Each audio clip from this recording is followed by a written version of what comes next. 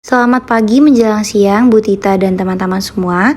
Kami dari kelompok 9 akan membawakan presentasi mengenai masyarakat jaringan. Kelompok kami terdiri dari Yasinta 7256, Stanley Leo 7265, Pandey Kraisna 7308, dan Sagung Diva 7363. Kali ini kelompok kami akan menjelaskan tentang 4 topik utama. Ada sejarah dan definisi, klasifikasi, dampak, dan juga studi kasus sebagai contohnya.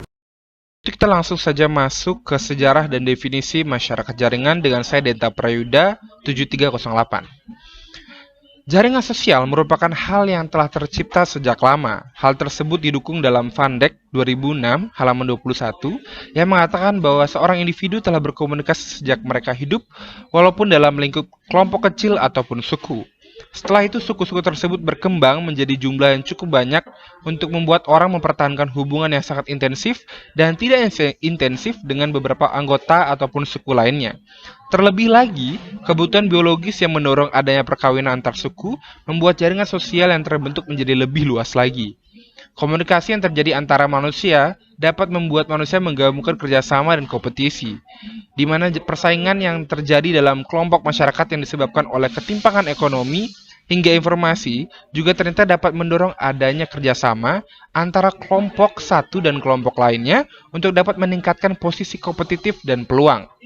Jadi dapat disimpulkan bahwa komunikasi yang tercipta di antara jaringan masyarakat ini menjadi hal yang paling berpengaruh terhadap perkembangan kehidupan manusia. Oke, lanjut lagi ke definisi jaringan.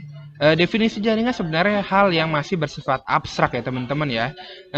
Namun dalam Van Dijk 2006 halaman 24 menyimpulkan bahwa jaringan dapat dikatakan sebagai suatu kumpulan tautan dari elemen-elemen yang kerap kali disebut dengan node atau suatu unit atau dapat juga disebut dengan sistem gitu ya. Jadi dapat disimpulkan bahwa jaringan merupakan mode organisasi sistem kompleks yang terjadi dalam kehidupan masyarakat.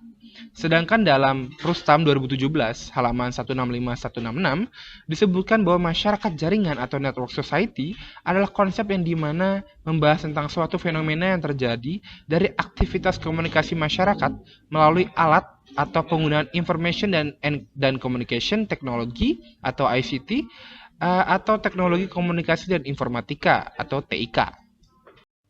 Nah, ini tuh menjadi semakin menarik ya teman-teman ya, karena ternyata era globalisasi yang saat ini terjadi mempengaruhi konsep dari masyarakat jaringan hingga membuatnya menjadi semakin berkembang ke arah yang lebih luas gitu ya. Dengan adanya fasilitas seperti internet, membuat jaringan yang dapat dibentuk oleh masing-masing individu menjadi lebih luas lagi hingga tahap global. Hal tersebut disebabkan karena fenomena aktivitas komunikasi yang dapat dilakukan oleh manusia menjadi tak terbatas karena di dalam internet mereka dapat menciptakan, mendistribusikan, mempelajari dan menggunakan informasi yang ada untuk kepentingan pengembangan diri dan kelompok dalam banyak aspek ya seperti aktivitas kebudayaan, ekonomi, dan politik. Bahkan hal tersebut menjadi lebih mudah lagi setelah jejaring sosial berbasis internet diciptakan. Jejaring sosial berbasis internet dapat memudahkan masing-masing individu untuk berkomunikasi dengan kerabat terdekat dan membantu mereka dalam mengekspresikan jati diri mereka hingga kegambaran mereka dalam bentuk file foto, blog, video kreatif, dan hingga musik gitu ya. Terlebih lagi, jejaring sosial berbasis internet juga mendukung fitur tambahan seperti pembuatan grup diskusi, di mana penggunanya dapat saling membagikan informasi, pengetahuan, dan pendapat mereka melalui grup tersebut. Jadi, masyarakat jaringan di era globalisasi saat ini telah sangat dimudahkan dengan fasilitas dan fitur yang ada di internet untuk semakin mengembangkan jaringan mereka yang mereka miliki tentunya, sehingga fenomena aktivitas komunikasi dan jaringan yang terjalin antar individu semakin luas dan kehidupan manusia dapat semakin berkembang melalui pertukaran informasi yang terjadi secara intensif. Next. Oke. Selanjutnya ada klasifikasi. Klasifikasi hubungan jaringan. Ada 4 klasifikasi di sini. Yang pertama, klasifikasi hubungan individu, hubungan kelompok atau organisasi, hubungan masyarakat, dan terakhir hubungan global. Oke, klasifikasi pertama adalah hubungan individu. Hubungan individu bukan berarti hubungan dengan diri sendiri, melainkan dengan orang terdekat, seperti teman, keluarga, kerabat, kolega, tetangga, dan lain sebagainya. Yang kedua adalah hubungan kelompok atau organisasi. Hubungan ini bisa bersifat sementara atau bersifat permanen, tergantung bagaimana konteksnya. Jika hubungan yang bersifat sementara bisa seperti suatu proyek. Proyek di sini kan menghubungkan antara satu orang dengan orang lainnya, sehingga membuat satu kelompok. Dikatakan sementara karena ketika proyek selesai, orang-orang tersebut tidak ada ikatan lagi. Yang bersifat permanen seperti asosiasi yang menghubungkan setiap individu dengan satu tujuan yang sama. Yang ketiga adalah hubungan masyarakat. Hubungan masyarakat terjadi akibat adanya kelompok dengan kelompok lainnya yang bersatu dan membuat hubungan masyarakat terjadi, yang memiliki tatanan yang lebih kuat lagi, yakni pemerintahan. Hubungan yang terakhir adalah hubungan global, yakni melibatkan hubungan antara satu negara dengan negara lainnya.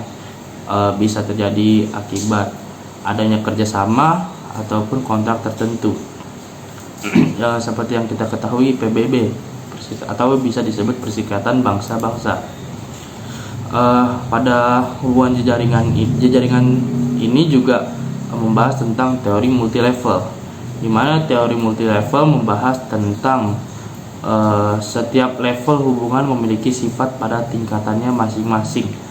Kita ambil contoh hubungan individu memiliki sifat kepribadian. Yang selanjutnya kita akan membahas tentang dampak. Dampak dalam studi Hodgkinson pada tahun 2007 dan Kendali pada tahun 2007 yang menunjukkan bahwa masyarakat jaringan juga memiliki dampak bagi tingkat individualis dalam kelompok online dan sejauh mana hal ini mengganggu ikatan antar pribadi. Maksudnya adalah memang kita memiliki kendali terhadap apa yang akan kita berikan kepada publik dan apa yang tidak kita berikan, tetapi itu akan berdampak dengan hubungan antar pribadi kita karena terlalu banyak mengendalikan hal tersebut. Selain itu ada juga dampak positifnya. Yang pertama, semakin mudahnya berinteraksi dengan orang lain, kita memiliki akses tak terbatas antara ruang dan waktu. Yang kedua, dapat berinteraksi dengan masyarakat jaringan yang lain dengan melakukan promosi.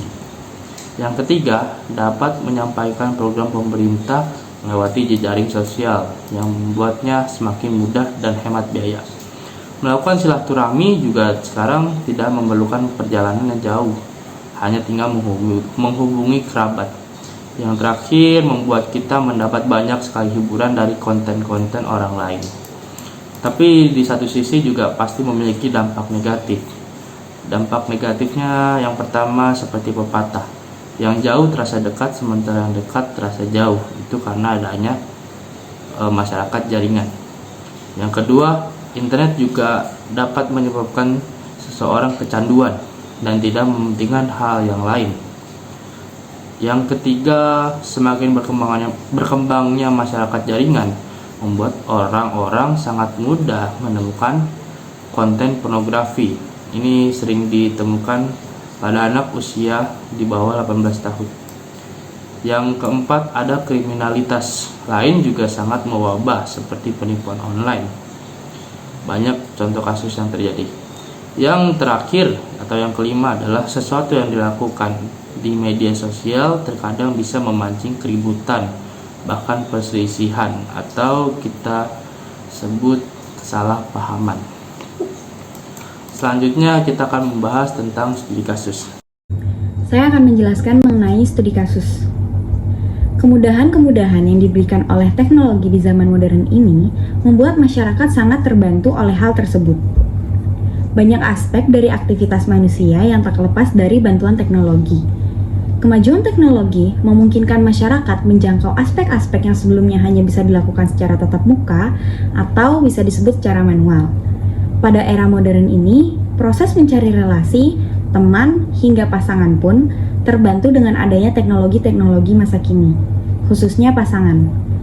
Kehadiran dating apps atau aplikasi pencari jodoh pun menjadi hal yang sangat membantu masyarakat di Indonesia maupun kancah internasional untuk menemukan pasangannya. Aplikasi pencari jodoh pun, atau yang bisa dikenal sebagai dating apps, menggunakan teknologi, gadget, internet, serta GPS atau navigasi sebagai pendukung para pengguna untuk mencapai para pengguna lain yang berada di sekitarnya. Pengguna hanya perlu mengaktifkan GPS atau navigasinya yang berada di dalam ponselnya serta mengisi data diri dan foto pada akunnya di dalam aplikasi pencari jodoh tersebut. Setelah itu, mereka akan diberikan pilihan pengguna lain yang berada di sekitarnya untuk mereka pilih. Jika mereka saling memencet tombol suka, mereka akan terhubung satu sama lain serta bisa memulai obrolannya. Hal tersebut merupakan contoh dari suatu penerapan dari network society ataupun masyarakat jaringan, yang mana teknologi dan informasi menjadi bagian dari proses komunikasi bagi masyarakat lewat aplikasi pencari jodoh. Dating apps yang mana dalam hal ini yaitu sebagai media dalam proses komunikasi masyarakat dengan masyarakat lainnya menjadi faktor yang mempermudah terjadinya network society. Selain membawa dampak positif dengan segala kemudahan yang diberikan oleh aplikasi pencari jodoh tersebut, tentunya ada juga dampak-dampak negatif yang terdapat di dalamnya, seperti yang sedang panas diperbincangkan oleh halayak ramai di dunia maya, Tinder Swindler Indonesia. Tak lain dan tak bukan adalah James Daniel Sinaga. Ia merupakan penipu handal yang telah menipu banyak korban melalui aplikasi pencari jodoh.